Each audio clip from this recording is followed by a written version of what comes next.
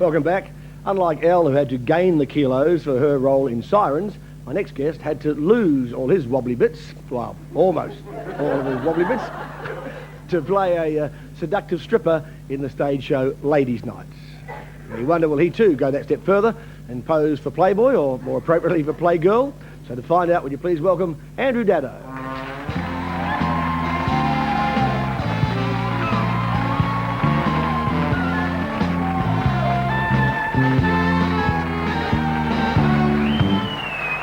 Was that blobby bits? What? Was that blobby bits I heard? Wobbly bits. Wobbly bits. Wobbly bits. Now, how much would it take for you to take all your clothes off for a magazine? For Playboy? Or Playgirl? Gee, I don't know. I mean, I saw Elle before, and I thought Elle was getting it tough. I didn't think I'd be getting the nudity clause as well. I don't think I would. I can't answer that. I can't see it happening. Would you? I mean, you've done it on stage. Yeah, I've done it on. Well, someone asked me this yesterday. Would you take your clothes off for a magazine? And I said, no, I don't think I would. And they said, why not? You've done it on stage. But I'd like to say for artistic merit, I did it on stage because it was part of the role. But then I'm.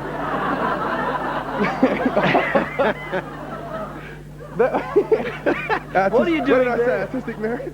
No, that was the thing where I was for sort of pretend stripping, I think. Right, now, I can't remember. for Ladies' Night, Yeah. you auditioned for that? Audition for the role, yes. Did you have to strip at the audition? Yeah, oh no, I didn't have to strip. At the first audition, they just said, with the director and producer, Gary Down, and Maury John said, Andrew, can you just take your clothes off? And I did have wobbly bits, as you say, and I thought I was quite heavy at the time. So I've got down to my Y front, which is what I was wearing, not a great choice, and took my clothes off and stood there and sort of sucked my gut in like this and tried to look all neat and cool, and they said, okay, thank you very much, and then I got a call back, so I had to dance at the callback, which was even funnier than the wobbly bits.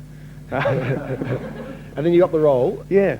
And did you have to learn to I mean, maybe you can, maybe the Daddo family, God, they do everything else. Maybe you have strip parties at home, I don't know. Did you have to learn to strip? Yeah, we were taught by Jeffrey Jenkins. He gave me a specific routine that I tried to stick to. I got to it, I think, once or twice right in the whole run of the show. But, you had to learn. I had to lose a lot of weight for it, a lot of aerobics and things like that. So, a lot of learning. But, yeah, this is the final strip. If you watch very closely, you'll probably see something you're not supposed to. Yeah, and this is the other four boys. This was the grand finale of the show. This was a lot of fun. Yeah, I know. Very bad.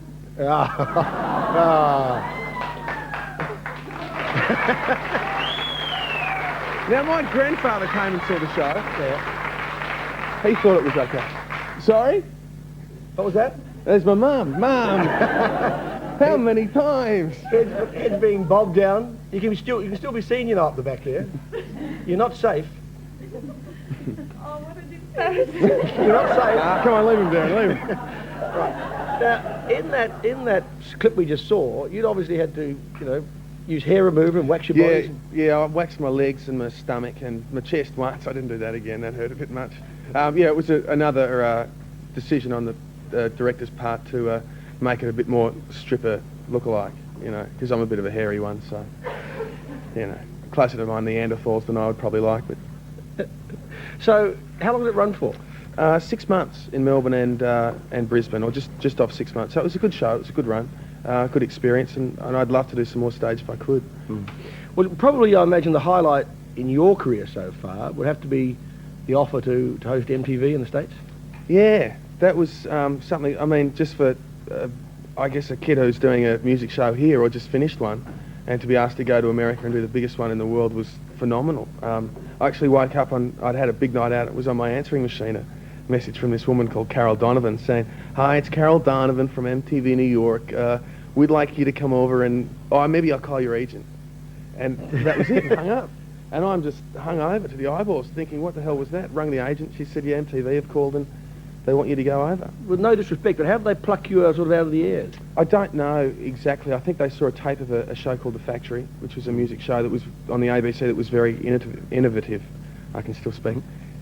Here, and they saw that and liked it and asked me to go over. So I went over and auditioned and came back and moved lock, stock and barrel. How many weeks did you do it for?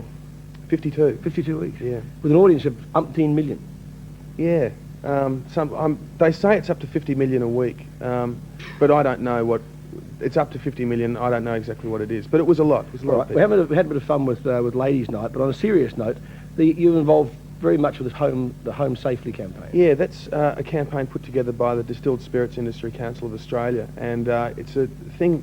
It works around a thing called a contract for life, where your kids would come to you and say, "Look, Dad, if I go out and I'm going to get drunk, or I can't get home responsibly or safely in terms of alcohol consumption, can you organise a way for me to get home?" And it's recognising that the kids are going to drink. I mean, I think it's silly if we say that they don't.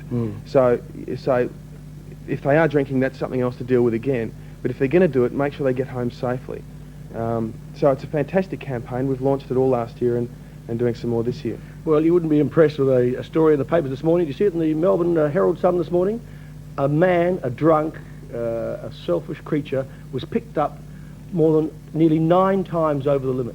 0.435 or 437. I thought that was dead. I thought that was dead. I really thought that was... And he just said he wanted to get a lotto ticket, and he didn't want to... Yeah, I wonder if he won. And he said walking to the shops gave him the bleeps. And so he drove. Luckily, he crashed into a tree. He didn't kill anyone. Didn't kill anybody. Well, yeah, didn't kill anybody else. See, this is the thing, is that drink driving, when I was younger, it was sort of... it was not as bad as it is now. Now it's like this social sin, as it should be. But the thing is, we've got to teach the younger people that it's not right to do it. And as adults and as parents, we have to learn that, our kids are what we've brought into the world, and we owe it to them to get them home alive. Well, I think the various campaigns around the country have improved where, when I was a young reporter, I'll be honest, we'd go to the office on a Monday and say, "Gee, what a weekend, the car's in the fish pond, I can't remember how I got home." Anybody would laugh and say, "What a wag, isn't he fun?" Yeah. Well, now you say you're bloody selfish idiot. Yeah, that's right. A friend of mine got done a little while ago, and his wife said, "But everyone does it, and everyone doesn't do it, and we can't keep doing it because the road toll." What was it, 4 in Victoria that were killed over the long weekend, and my girlfriend and I were driving. 4 people dead. I mean, it's phenomenal, isn't it? That just 4 people are dead. They no longer exist here, and their families are in shock, and their friends are. Everyone's life is completely changed because someone's made a mistake. If I can jump on a bandwagon, people have got to turn their high beams off when they're behind you.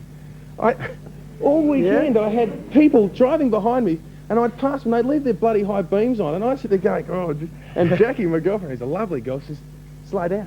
Don't let them pass. Slow down in the double lines. Just don't let them pass." Piss them off as well. It's just, I mean, so, yeah. That's a new campaign. Okay, put your high beams down, right? Yeah. That's you. And the other thing is, when you can see the high beams, turn them down then. Don't wait till you see the headlights. It's just, it's that's simple. the last thing. People coming towards you, and they wait until the last minute. You're going to... It's just gratitude on the road. I mean, it's just simple, common sense. Yeah.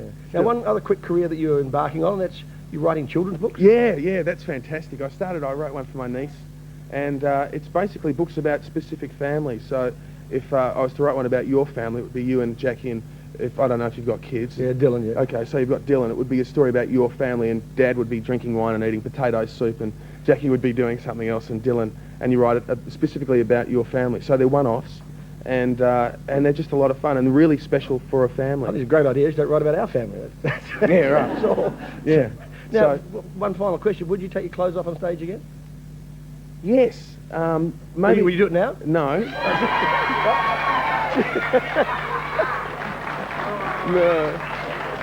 No, I couldn't. No, I'd have to get back in shape. There was a play that there was a play we were talking about That got him going. Yeah, that we had to would be the whole play in a pair of undies after a certain point, and that's a play I still really want to do. But again, I would get in shape for it. I'm out of shape a bit now. I've let myself go. My wife tells everybody, takes great delight in telling people, I'm the only man in Australia who fell asleep in steaming.